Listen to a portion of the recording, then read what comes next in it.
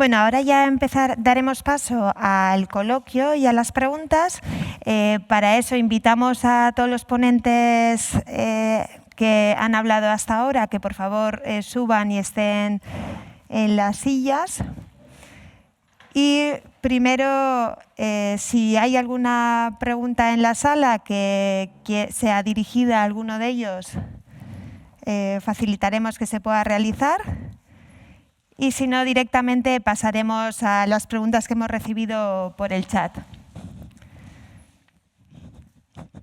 Sí, ya tenemos una pregunta en la sala. El micro.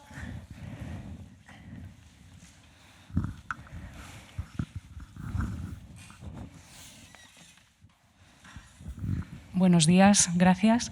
Yo tengo una pregunta para Itziar. ¿Nos podrías poner un ejemplo de lo que la inspección consideraría un atentado a la dignidad de un trabajador? Gracias.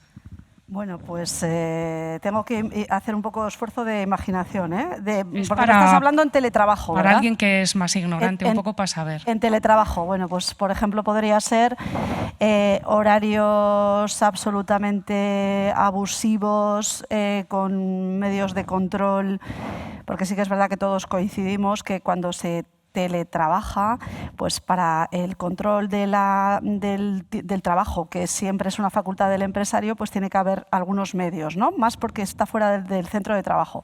Pero claro, todo eso tiene que ser respetando límites de intimidad, de no...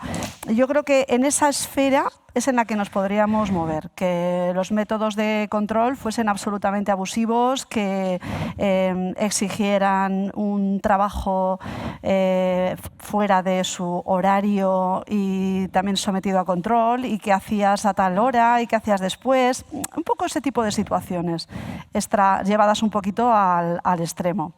Sí.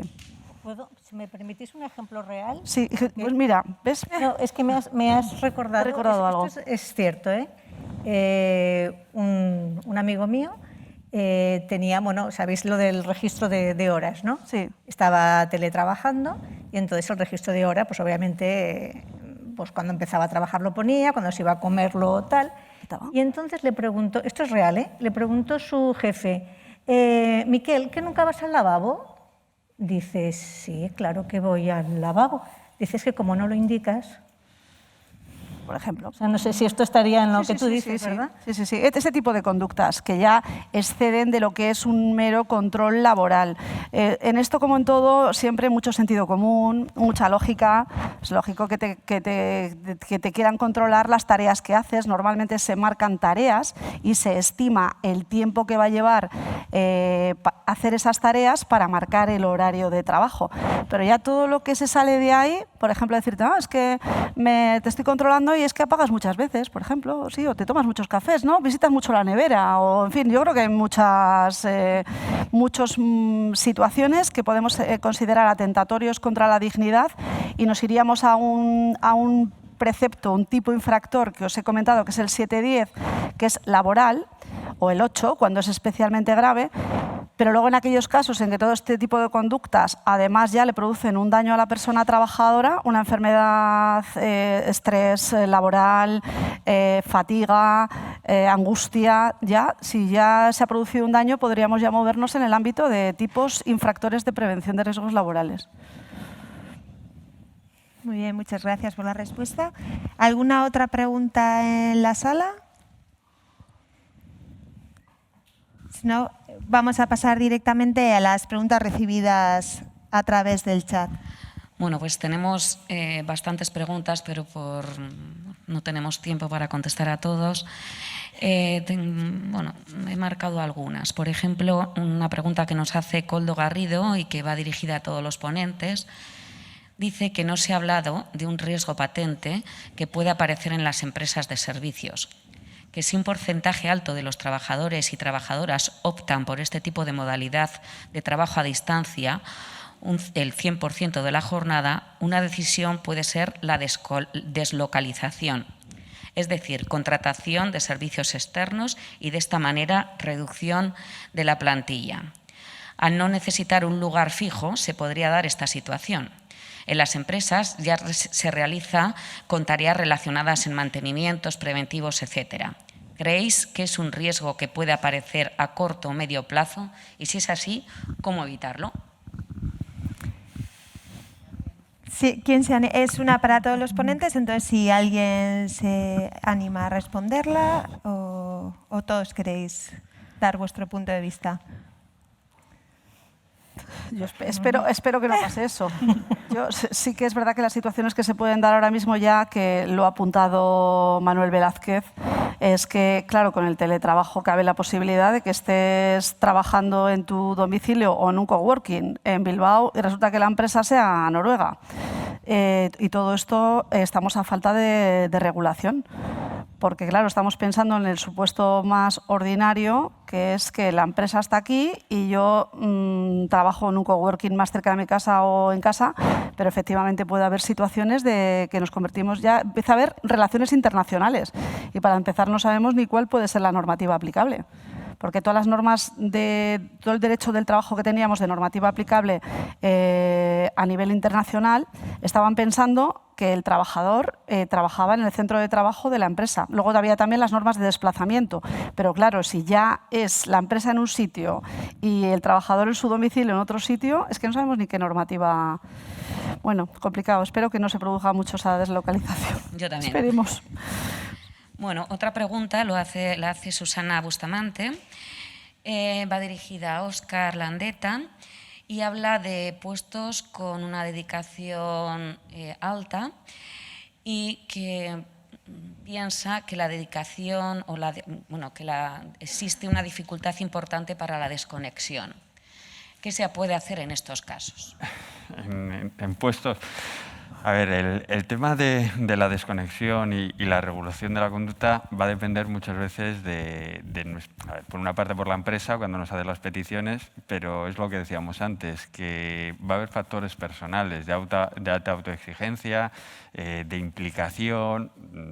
Yo suelo decir que las nuevas tecnologías tienen una ventaja, si queréis cogemos el móvil, que es la opción de silenciar. El ser, pero esto es una cuestión nuestra, el ser capaces de decir, si estoy comiendo, silencio, desconecto el móvil y en mi tiempo de comida luego lo vuelvo a conectar. Hay gente que está comiendo contestando el móvil, pero esto ya es una cuestión nuestra, de nuestras expectativas, es que si no doy respuesta al momento, ¿qué va a ocurrir? Ahí tendríamos que ver más lo que es la formación, la preparación de esa persona y trabajar herramientas que podemos llamar de autoprotección para evitar caer en esas rutinas. Bueno, igual damos paso a una última pregunta para que así tengamos tiempo también de poder realizar un descanso y coger fuerzas para la segunda parte de las jornadas. Entonces, ¿hay alguna otra cuestión? Bueno, hay varias, pero una de ellas es, en la actualidad, hay personas que se encuentran en una situación de organización de trabajo a distancia. ¿Cómo es la prevención en estos casos y qué ocurre con la obligación de aportar los recursos necesarios por parte del empresario o la empresaria? ¿Pero se refiere a trabajo a distancia, sí, en la modalidad de teletrabajo? Menor de un 30%. Vale. Bueno, esto ya lo hemos explicado un poco. O sea, en el momento… O sea, yo considero que, y además también lo ha explicado Itziar, o sea, la obligación del empresario respecto a sus trabajadores no queda relegada en el momento en el que el trabajador desarrolla su trabajo en el porcentaje que sea, ¿vale? En su domicilio o en aquel lugar que considere necesario. En el momento en que se traspase el 70%, obviamente ya hay unas obligaciones muy concretas que son las que dice la Ley 10/2021, pero la obligación de proteger al trabajador existe siempre. Sí, perdona Manuela, igual me he explicado mal. O sea, eso ya… El tema de los equipos. Dice lo que ocurre que la persona empresaria puede hacer que no dar un 30% de la jornada, sino menor a ella, para de esa manera no tener ciertas obligaciones de aportar los recursos que debe de aportar. Claro, eso puede ocurrir porque me hemos dicho que es de carácter voluntario. Obviamente, en el momento en que traspasa, y eso se está dando, porque además a mí me han llegado comentarios de personas de empresas en las que estaban ahí haciendo un cálculo muy muy detallado para no pasar el 70%, lo que tú dices, ¿no? Porque en el momento que pasa el 30% ya tienes unas obligaciones muy concretas. Obviamente la obligación de protección está siempre, en el momento que se pasa el 30% te aplica ya la ley y por lo tanto todo lo que ello implica, ¿no? Y sí que es cierto que hay algunas empresas que juegan con eso. También no olvidemos que hablamos de una ley que es voluntaria para ambas partes, o sea que al final estamos jugando con la voluntad de ambas partes y como en muchos otros aspectos ha de haber ahí pues, bueno, una negociación, ¿no? Y llegar pues, a soluciones consensuadas. Muy bien, muchas gracias. Bueno, pues agradecer la presencia de los ponentes que hemos tenido hasta ahora, que estamos... si les parece bien a los ponentes, les podemos las preguntas que podamos ir recibiendo se les podrán pasar por email y que puedan dar respuesta a ellas. Y eso, agradecerles su asistencia, que estamos seguros que ha sido de gran interés las exposiciones que han realizado. Y ahora hacemos un descanso y nos vemos en principio a las 11:30. Gracias.